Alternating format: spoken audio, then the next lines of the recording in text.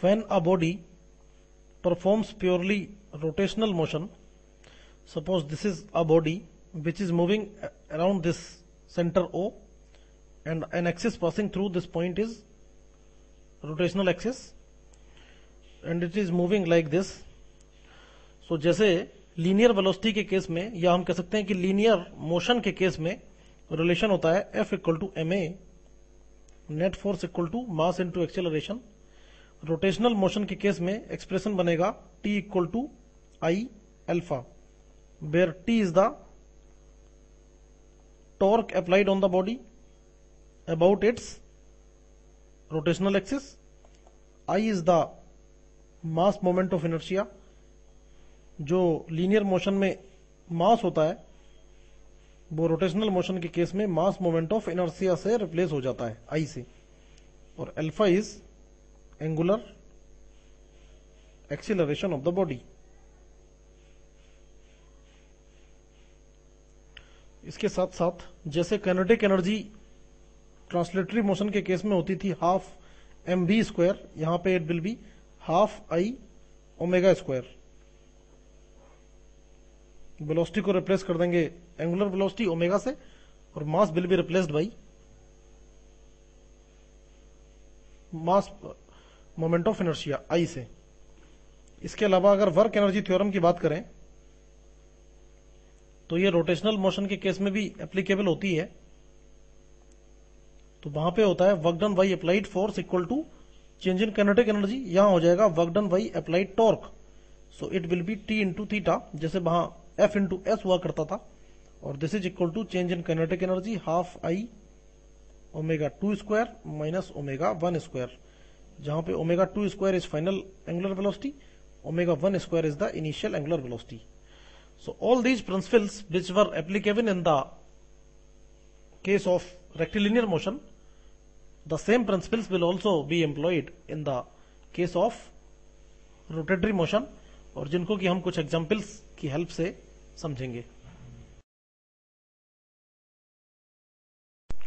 Kinetics of rotary motion को समझने के लिए हम एक एग्जाम्पल ले रहे हैं. सपोज मान लीजिए एक व्हील है जिसका मास हमें दिया हुआ है सपोज 25 kg एंड इसकी रेडियस दी हुई है सपोज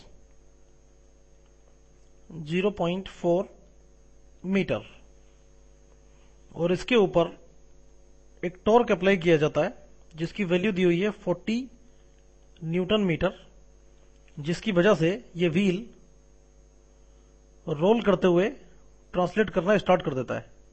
तो जैसा कि हम जानते हैं जब कोई व्हील किसी सरफेस पे रोलिंग करते हुए आगे चलता है तो उसका मोशन जनरल प्लेन मोशन होता है.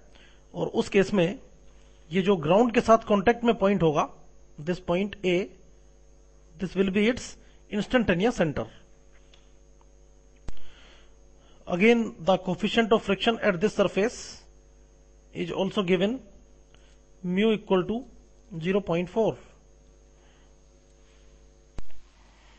Also given that the radius of gyration of the wheel is 0.2 centimeter. Now we have to calculate the acceleration of mass center of the wheel.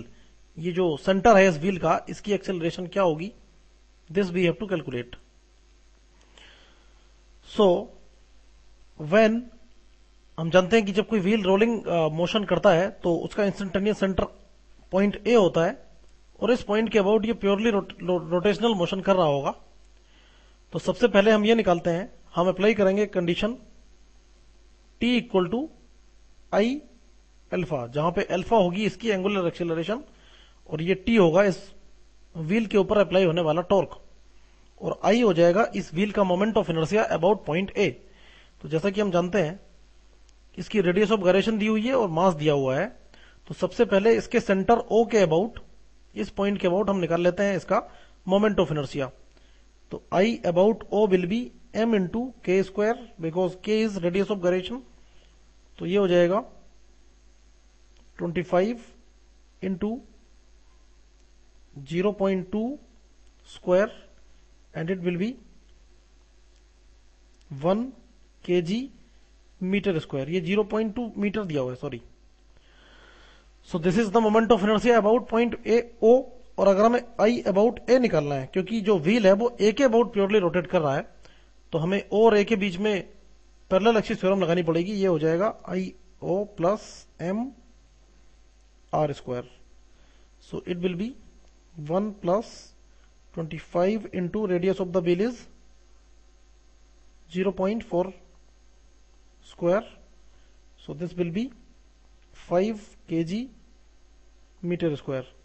Now अगर हम इस इक्वेशन को use करें तो torque हमें दिया हुआ है 40, this will be 5 into alpha, we will get alpha equal to 8 radian per second. So this is the angular acceleration of the wheel.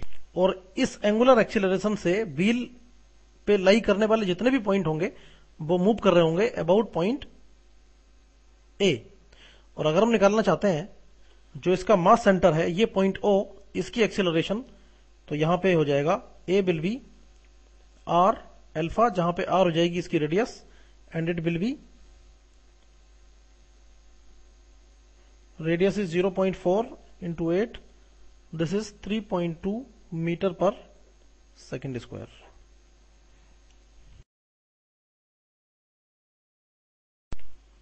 Another example we are taking, जैसा कि हम देख पा रहे हैं एक पुली है, लेकिन इस बार जो पुली है वो फ्रिक्शनलेस और बेडलेस नहीं है। इसका मास दिया हुआ है 2.5 kg और इसकी रेडियस भी दी हुई है 0.125 मीटर। यानी कि जो पुली है उसका खुद का मास दिया हुआ है, इसके ऊपर से एक स्ट्रिंग पास हो रही है और एक एंड पे कनेक्टेड है मास m2 और दूसरे एंड पे कनेक्टेड है मास m1। तो जैसा कि हम देख रहे हैं जो m1 वाला मास है वो हैवी है, तो मान लीजिए m1 वाले मास की साइड में लगने वाला जो टेंशन है, this tension is suppose T1 and this is also T1। और जो m2 वाले मास की साइड में लगने वाला टेंशन है, this tension is suppose T2, this will B also T2। यहां पे टेंशन को हमने डिफरेंट इसलिए माना क्योंकि जब पुली मासलेस और फ्रिक्शनलेस थी तो उसको रोटेट होने के लिए कोई टॉर्क नहीं चाहिए होगा, लेकिन जब पुली के पास मास होगा तो इसे सेंटर के अबाउट एक नेट टॉर्क मिलना चाहिए इस डायरेक्शन में, then only the pulley can move. तो जब दोनों साइड में टेंशन डिफरेंट डिफरेंट रहेगा तो ये टेंशन ही सेंटर के अबाउट इसको टॉर्क प्रोवाइड कर रहा है, तो टेंशन शुड बी डिफरेंट।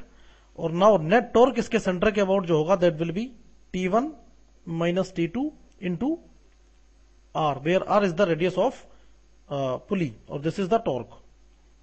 और इस टॉर्क की वजह से ये पुली मूव करना स्टार्ट कर जाएगी। तो जब पुली के पास मास नहीं था तो उसे कोई टॉर्क नहीं चाहिए था, और जब पुली के पास मास है तो उसको नेट टॉर्क चाहिए अपने सेंटर के about, so that the pulley can rotate. Now again equation of motion अगर हम अप्लाई करें तो अगर हम बात करें m2 वाले मास की, this m2 mass will move, क्योंकि m2 का वेट कम है, हम मान लेते हैं कि ये ऊपर को जा रहा है और इस पर टेंशन लग रहा है T2 और नीचे को लगेगा इसका वेट m2g।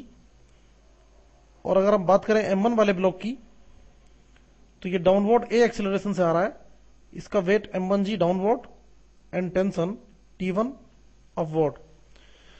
तो हम condition of equation motion apply करते हैं।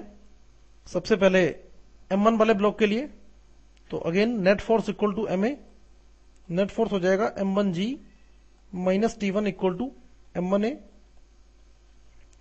This will be 25 into g minus T1 equal to 25a। And second block के लिए जो इक्वेशन बनेगी that will be net force हो जाएगा T2 minus m2g which is 20g और equal to 20 into a। So these two are the equation of motion for the two blocks। उसके बाद अगर पुली की बात की जाए,